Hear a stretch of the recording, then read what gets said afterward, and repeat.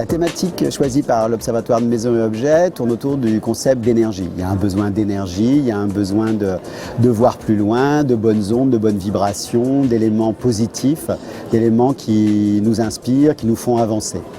L'agence Daily Rodi et moi-même, on a plutôt anglé le sujet autour de l'idée de fantasy, d'une énergie émanant de cette génération digitale, cette génération numérique, qui est en train de dire réveillez-vous et puis de proposer des tas de solutions assez marrantes, assez amusantes ou élégantes avec un petit twist, avec un petit décalage, pour dynamiser, réveiller le monde de la déco, de l'architecture, qui quelquefois devenait un peu classique, un peu statutaire, souvent un peu ennuyeux.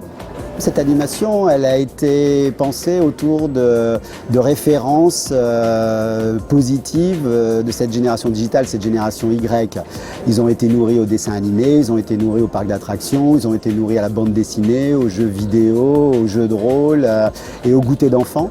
Il y a un plot autour des LOL Cats, LOL Dogs, LOL Pets, LOL Ducks, de tous ces animaux rigolos. Il y a un plot autour de la gourmandise très inspirée de la junk food, des hamburgers, des sucettes, des bonbons, des gâteaux. Il y a un plot autour du détournement de référents historiques, passés au pixel, passés au crayon feutre. Il y a un autre plot avec tout cet esprit surréaliste où il y a des hommages à Dali, Cocteau, Schiaparelli, peut-être Magritte, là aussi. Donc il y a des sous-thèmes dans le thème. Faire attention à cette quête de fantaisie parce que d'un côté c'est une façon qu'a cette génération et notamment des individus et consommateurs de dire aux designers, aux décorateurs calmez-vous un peu, arrêtons la pipolisation parce qu'avec des imprimantes 3D, parce qu'avec de l'impression numérique, on devient nous aussi des stylistes, des designers, on met en scène, on met ça sur les réseaux sociaux et on est en train de reprendre le pouvoir.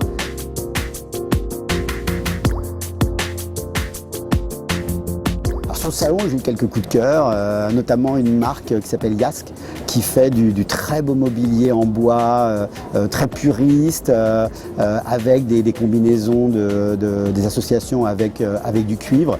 C'est un esprit un peu baroudeur, nomade, très raffiné.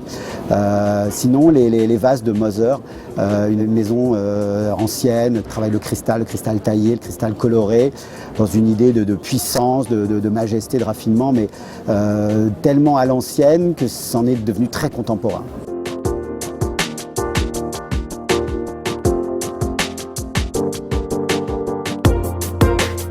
Mon travail s'inspire de la vie en général. C'est on va dire peut-être un style qui s'inscrit dans un style organique, naturel. J'allie donc le corps, la faune et la flore. Une qui peut représenter l'écorché, donc hémorragia, qui est sur une sorte d'hémorragie sanguinaire, on va dire. On va avoir une autre pièce qui est comme une sorte de méduse, mais en fait qui en réalité sont des tubes avec des œufs à l'intérieur. Et donc il y a un peu d'inspiration abyssale, des fonds marins et à la fois très animale.